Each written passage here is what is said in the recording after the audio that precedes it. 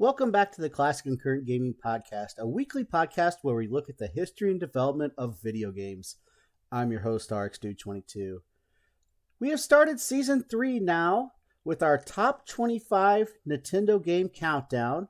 We started it last week. Number 25 was Super Dodgeball. This week, we're going to reveal my 24th favorite Nintendo game of all time. That is RC Pro-Am, one of the greatest racing games for the console. Here's some information on it. RC Pro-Am is a racing video game developed by Rare and published by Nintendo for the Nintendo Entertainment System. It was released in North America in February 1988 and then in Europe on April 15, 1988. Presented in an overhead isometric perspective, a single player races a radio-controlled car around a series of tracks in vehicular combat. Each track qualifies as top 3 racers for the next race.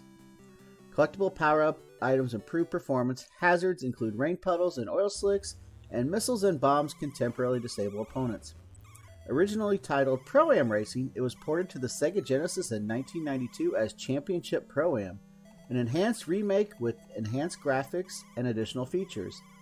RC Pro-Am spawned 2 sequels, Super RC Pro-Am in 1991 and RC Pro-Am 2 in 1992. As one of Rare's first successful NES games, RC Pro-Am was well received for its visuals, sound, gameplay, and enjoyability. Its overhead perspective distinguishes it from earlier first-person racing games. It inspired subsequent games such as Off-Road, Rock and Roll Racing, and the Mario Kart series. It has appeared in many top games of all time lists and is regarded as one of the best of the NES library.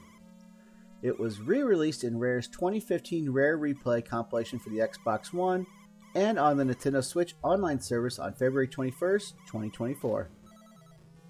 Gameplay. RC Pro-Am is a racing video game in which a player races a radio-controlled car against 3 opponents around a track from an overhead isometric perspective. The horizontal control pad buttons steer left or right, and the other buttons accelerate, fire weapons, and pause the game. Across 32 tracks, the top 3 of 4 racers qualify for each next race or reach a game over. 2 continues can restart the previous race, losing all points. Each track gives a trophy, and high score yields larger high score trophies, leading up to the Super Trophy. 12 unique track configurations are repeated indefinitely. The original box art claims that the game contains 32 tracks of racing thrills, but the 24th track is unofficially the last because it is the largest. Each track after 24 is a repeat from track 1, but with additional features. At track 32, all computer-controlled opponents run at maximum speed and cannot be beaten without weapons. The game has no formal end. Players eventually run out of weapons and are eliminated from the race. Track items are collectible by driving over them. Tune-up items include turbo acceleration, hotter engines for higher top speed, and super sticky tires for traction and cornering. These additional abilities are displayed on the track condition screen between races. Collectible weapons can temporarily disable other vehicles, missiles stop opponents from the front, and bombs from the rear. Collectible ammunition appears as a star and carries over to the next race. Collectible roll cages protect cars from crash damage. Stationary zippers give cars an extra speed boost. And bonus letters give large point bonuses and an upgrade card when all letters spelling Nintendo, Champion in the Genesis and Rare Replay versions, are collected. The standard truck upgrades to a faster 4-wheeler and then to the fastest off-roader. Hazards include oil slicks, which can spin cars out of control, water puddles and rain squalls slow them down, pop-up barriers crash cars, and skulls decrease ammunition. Excessive use of projectile weapons makes a yellow car accelerate to 127 miles per hour, which cannot be matched by the player. The Sega Genesis version, Championship Pro-Am, features some gameplay differences from the NES version. Players race against 5 other vehicles instead of 3, but must still place in the top 3 to move to the next track. Race records are saved, and players are prompted to enter a name before the game starts. Background and release. The game development company Ultimate Play the Game was founded by brothers Tim and Chris Stamper, along with Tim's wife Carol, from their headquarters in Ashby de la Zouch in 1982. They began producing video games for the ZX Spectrum throughout the early 1980s. the company was known for its secrecy about operations and upcoming projects. Little was known except that they worked in separate teams. One team worked on programming, and the other concentrated on other aspects such as sound or graphics.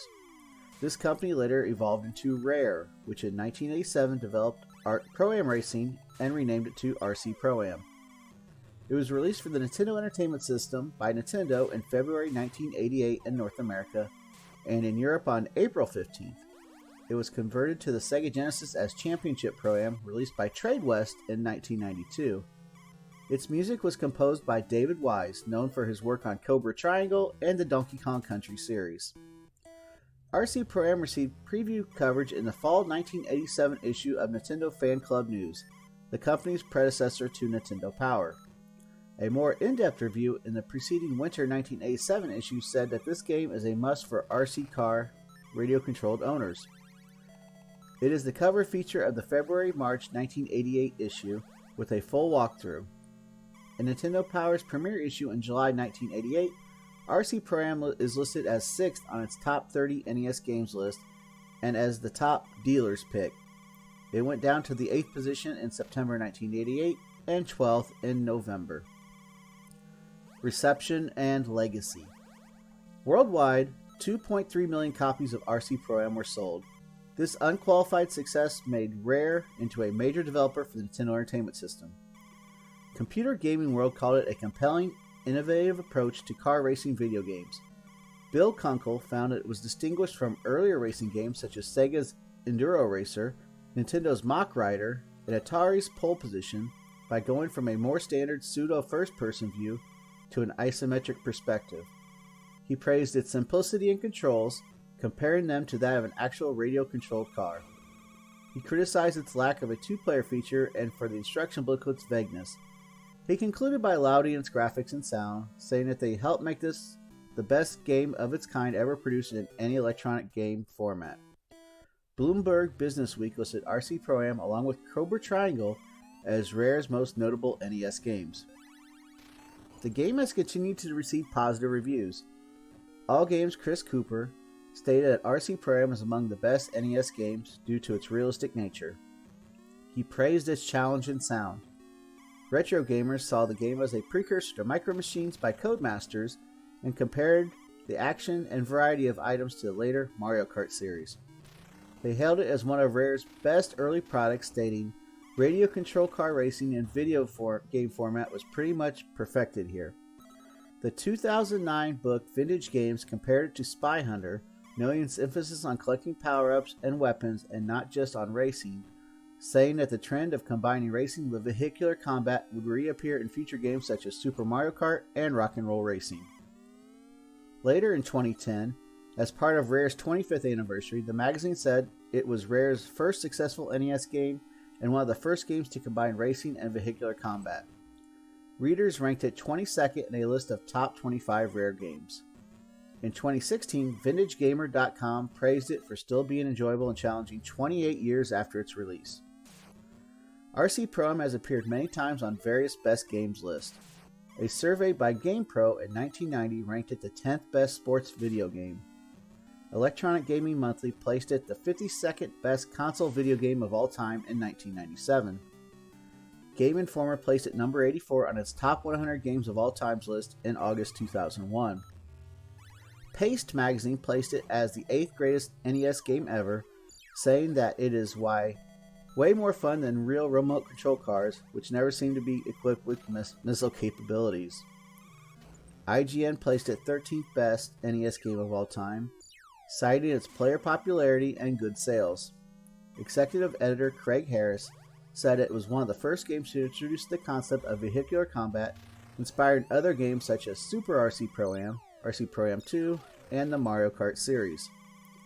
OneUp.com listed it as the 14th best NES game, citing its good graphics and gameplay, elements though the difficulty was too high. As with other retrospectives, the website staff listed the game as inspiration for future series such as Super Off-Road and Rock 'n' Roll Racing. In a retrospective at Rare's 25th anniversary, GamePro listed RC Pro-Am as one of Rare's best games, calling the release one of Rare's finest moments.